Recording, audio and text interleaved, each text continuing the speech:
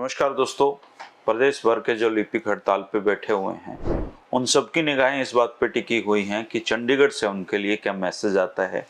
और चंडीगढ़ में आज जो काज संगठन है कलरकों का, उनकी और जो मुख्यमंत्री के ओएसडी हैं जवाहर यादव जी की एक अनौपचारिक मीटिंग आप इसको कह सकते हैं, क्योंकि औपचारिक होती तो जवाहर यादव जी बाकायदा सरकार की तरफ से यूनियन को लेटर भेजते, फिर ये जाते। चूंकि ये नौता एक चैनल के माध्यम से एक डिबेट के दौरान ही दिया गया था, इसलिए एक अनौपचारिक मीटिंग थी। और इस मीटिंग में जो काज है उसका प्रतिनिधिमंडल चंडीगढ़ गया था, क्योंकि बातचीत के रास्ते खुलेंगे तभी कलरकों की बातचीत आगे पहुंचेगी। जवाहर यादव जी भले ही मुख्यमंत्री के ओएसडी हैं, लेकिन बहुत मजबूत पोजीशन पे हैं और एक तरीके से सरकार का चेहरा वो माने जाते हैं। तो उनके साथ जो बातचीत हुई है उसके पॉइंट्स कुछ आ गए हैं जो बहुत ही महत्वपूर्ण हैं और पूरे प्रदेश के कलरकों के जानने समझने लायक हैं। 7-8 दिन से जो कलरक हड़ताल पे बैठे हुए हैं उनके साथ जवाहर यादव जी ने खुद के उनके बयान है कि उनकी जो कलरक एसोसिएशन है उसके साथ आज पहली मीटिंग हुई है और जो कॉज की तमाम मांगों पर जो चर्चा हुई है और उन्होंने आग्रह किया है एसोसिएशन से कि प्रदेश में भी प्राकृतिक आपदा बाढ़ का खतरा मंडरा रहा है, कई जिलों में स्थिति ठीक नहीं है, तो क्लर्क हड़ताल छोड़ के काम पे लौटें, ऐसा जवाहर यादव ने एसोसिएशन से कहा है। और अगले हफ्ते फिर से एसोसिएशन की प्रतिनिधि मंडल के साथ वो बैठक करेंगे। ग्रेड पे की पदोन्नति का मुख्य मामला है और यही जवाहर यादव के साथ डिस्कस हुआ है। वेतन बढ़ाने की बात पे जवाहर यादव का कहना है कि मनोहर लाल खट्टर जी की सरकार सकारात्मक है और वो चाहते हैं कि प्राकृतिक आपदा को देखते हुए क्लर्क फिलहाल काम पे लौट जाएं। अगले हफ्ते फिर बातचीत होगी और जवाहर यादव ने उम्मीद भी जताई है कि क्लर्कों की मांग पर सरकार सकारात्मक है, इसलिए क्लर्क आपस में चर्चा करके जो यूनियन है वो इस बारे में फैसला करेंगे कि काम पर लौटना चाहिए।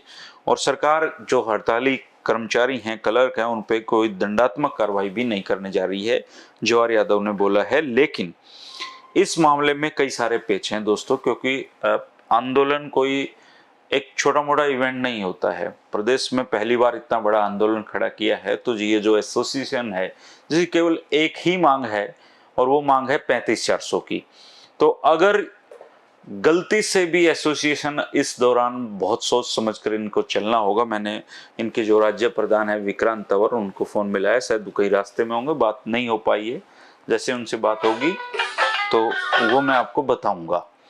और मुझे लगता है कि इनको बहुत सोच समझ के इस बारे में फैसला लेना चाहिए, क्योंकि जब आंदोलन इस मोड़ पे खड़ा हो तो ये जो मौखिक बातें होती हैं इन पे कोई भरोसा किसी भी तरीके का नहीं किया जा सकता, चाहे वो कोई भी किसी भी स्तर का जिम्मेदार आदमी इन बातों को करे।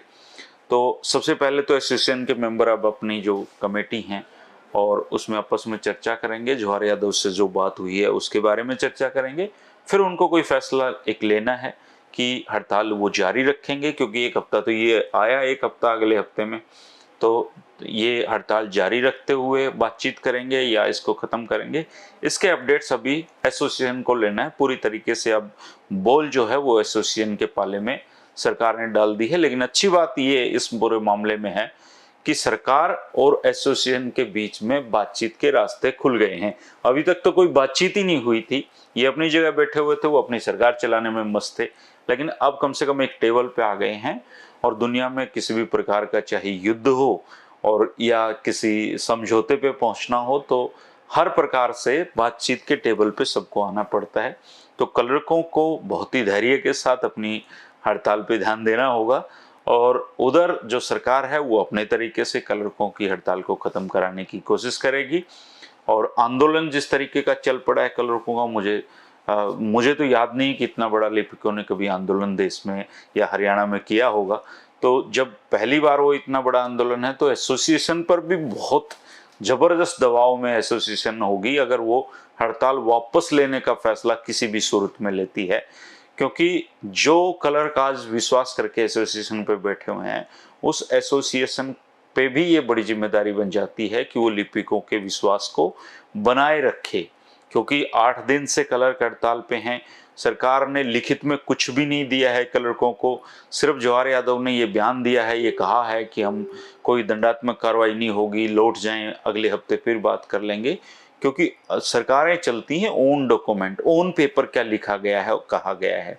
बातचीत के दौर कई होते हैं, हर तरह की हमने रिपोर्टिंग के दौरान बहुत बड़े बड़े इश्यूज देखे हैं।